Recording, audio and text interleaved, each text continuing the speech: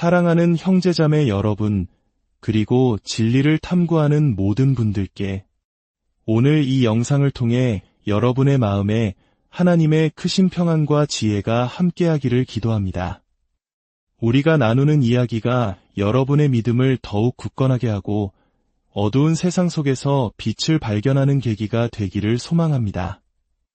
이 메시지가 여러분의 마음에 작은 울림을 주었다면 좋아요를 통해 다른 이들에게도 이 이야기가 전달될 수 있도록 도와주시고 구독으로 저희와 함께하며 계속해서 지혜의 여정을 이어가 주시길 바랍니다. 여러분의 참여 하나하나가 하나님의 말씀을 전하는 귀한 도구가 됩니다. 여러분과 여러분의 가정에 하나님의 평강과 은혜가 가득하기를 기도합니다. 우리가 매일같이 마주하는 상품들 뒤에 있는 바코드를 유심히 본 적 있으신가요? 이 검고 흰 막대들은 제조사와 상품 코드를 담고 있는 단순한 정보체계처럼 보입니다. 하지만 이 바코드의 시작과 중간, 그리고 끝에는 항상 조금 더 긴 세 개의 막대 기호가 자리 잡고 있습니다. 일종의 구분선 역할을 하는 것이죠. 그런데 흥미로운 사실은 바코드 시스템에서 숫자 6분을 나타내는 기호가 바로 이 구분선과 동일한 모양, 즉 두 개의 수직선과 그 사이의 공간으로 이루어져 있다는 점입니다. 이 사실이 알려지자 1980년대 많은 기독교인들은 모든 바코드 안에 666분이라는 숫자가 숨겨져 있으며 이것이 바로 성경에서 경고하는 짐승의 표가 아니냐는 의혹을 제기했습니다. 물론 이것은 하나의 해프닝으로 끝났지만 그 이후로도 짐승의 표에 대한 인류의 두려움과 호기심은 결코 사라지지 않았습니다. 오늘날에는 아마존의 손바닥 결제 시스템이나 뇌에 칩을 심는 뉴럴링크 기술 등을 보며 사람들은 다시 한번 묻습니다. 과연 성경이 말하는 마지막 때의 짐승의 표는 무엇일까? 이 질문이 중요한 이유는 성경 요한계시록이 짐승의 표를 받는 자는 누구든지 영원한 지옥불에서 자신의 운명이 결정될 것이라고 무섭게 경고하고 있기 때문입니다. 그렇다면 우리는 반드시 물어야 합니다. 그 표는 과연 무엇일까요? 성경의 마지막 책인 요한계시록에는 짐승의 표에 대한 4가지 중요한 단서가 기록되어 있습니다. 오늘 우리는 이 단서들을 하나씩 깊이 파고들며 그 실체에 다가가 보고자 합니다. 첫 번째 단서입니다. 요한계시록 13장은 이렇게 말합니다. 그가 모든 자 곧 작은 자나 큰 자나 부자나 가난한 자나 자유인이나 종들에게 그 표를 받게 하고 여기서 말하는 그는 과연 누구일까요? 그리고 어떻게 전 세계 모든 사람에게 이 표를 받도록 강제할 수 있을까요? 대부분의 사람들은 이 존재를 사탄이나 적그리스도일 것이라고 생각합니다. 하지만 성경을 자세히 들여다보면 이야기는 조금 더 복잡합니다. 요한계시록은 짐승의 표가 등장하기 전에 한 마리가 아닌 3종류의 짐승을 묘사합니다. 그리고 이 3번째 짐승이야말로 짐승의 표의 비밀을 푸는 결정적인 열쇠입니다. 성경은 첫 번째 짐승이 바다에서 올라온다고 말합니다. 이 짐승은 미래에 나타나 전 세계를 통치할 한 사람, 바로 우리가 적그리스도라고 부르는 존재를 상징합니다. 두 번째 짐승은 땅에서 올라옵니다. 이 짐승은 적그리스도를 도와 세상을 지배할 거짓 선지자를 상징한다고 성경은 말합니다. 그리고 바로 이 두 번째 짐승이 첫 번째 짐승을 닮은 우상을 만들게 합니다.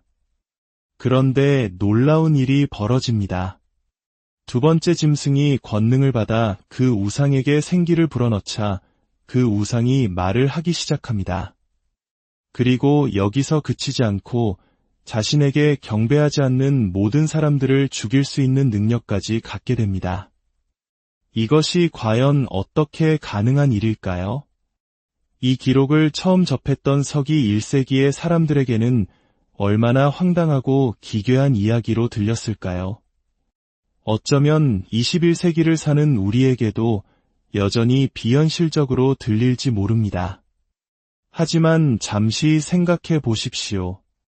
인류 역사상 전 세계를 완벽하게 통제하는 것은 불가능에 가까웠습니다.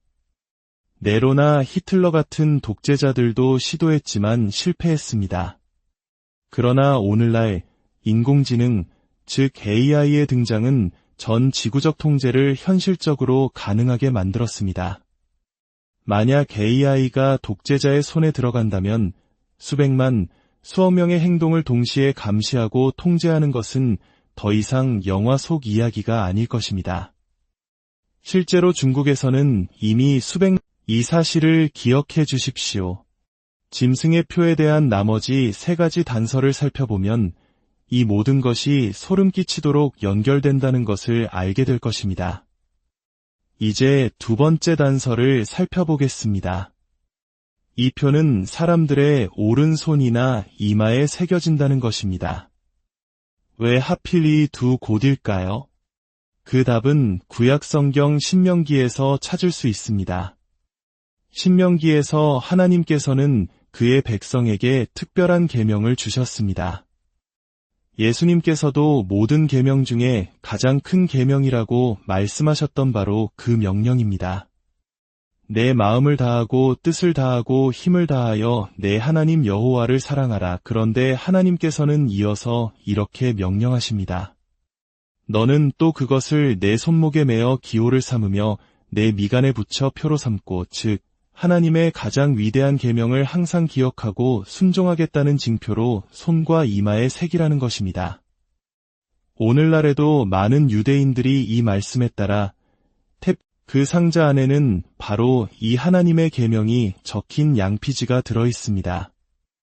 이것은 오직 하나님 한 분만을 향한 헌신과 경배의 상징인 것입니다. 짐승의 표가 바로 이 동일한 위치, 오른손과 이마에 새겨지는 이유는 명백합니다. 이것은 하나님의 거룩한 상징을 모방한 사탄의 계략입니다. 본래 하나님을 경배하도록 창조된 인간의 충성과 경배를 가로채려는 사탄의 기만적인 행위인 것입니다. 3번째 단서는 어쩌면 가장 현실적이고 무서운 부분일지도 모릅니다. 요한계시록은 이렇게 말합니다.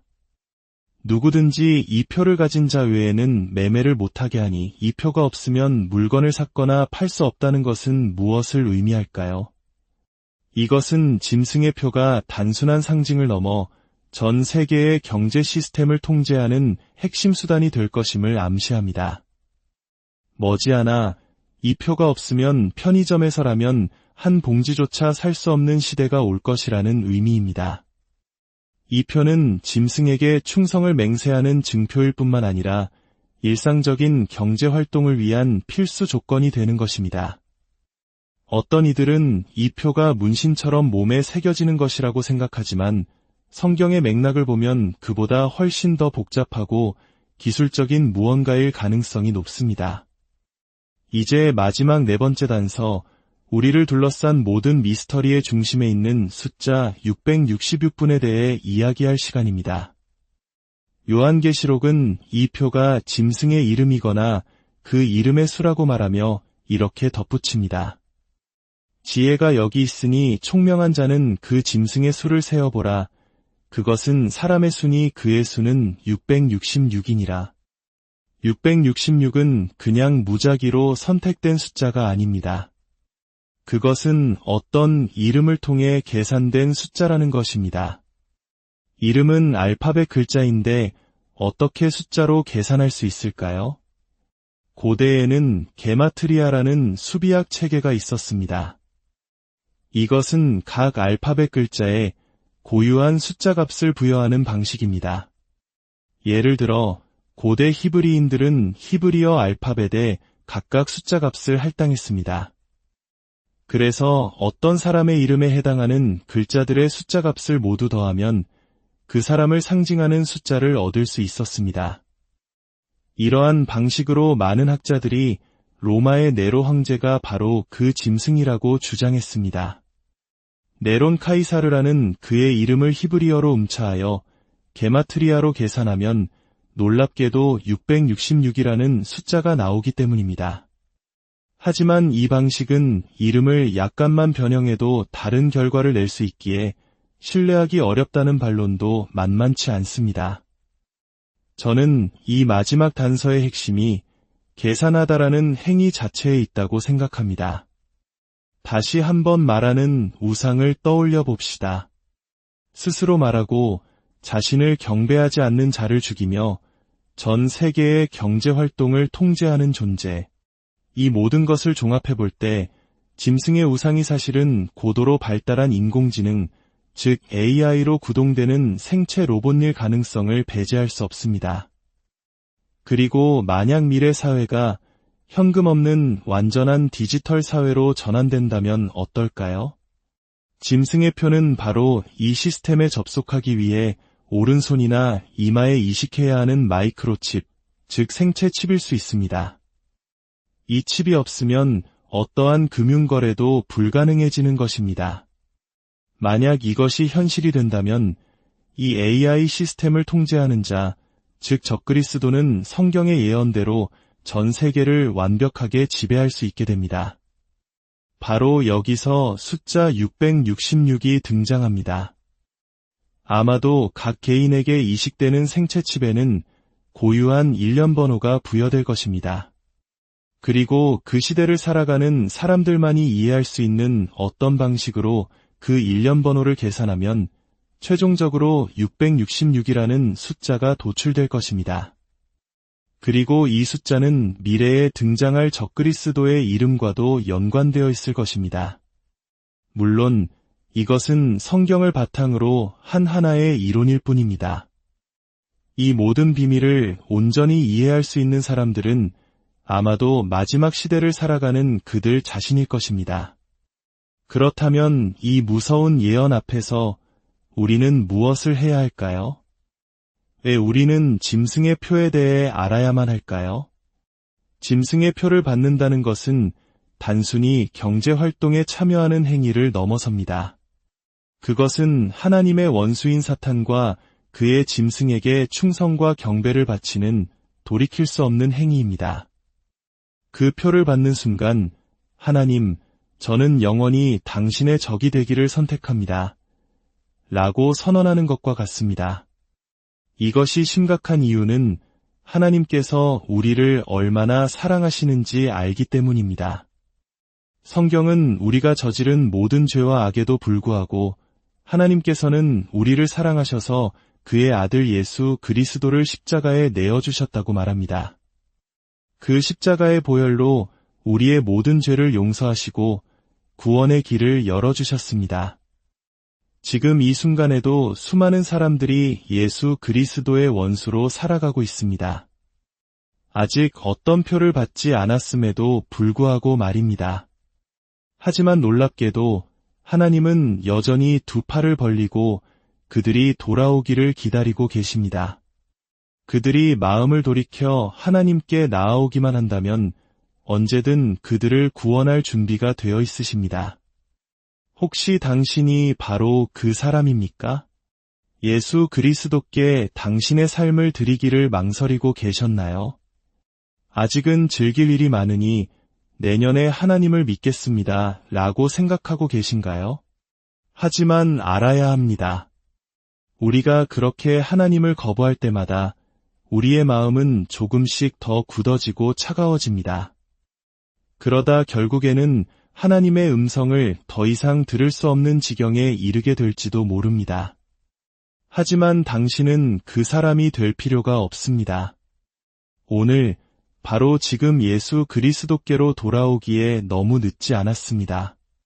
당신이 과거에 어떤 악을 행했든 상관없습니다. 예수님께서는 당신을 정죄하러 오신 것이 아니라 당신을 구원하기 위해 오셨다고 친히 말씀하셨습니다. 사랑하는 여러분, 만약 당신이 당신의 믿음을 예수 그리스도 안에 두었다면 짐승의 표에 대해 두려워할 필요가 없습니다.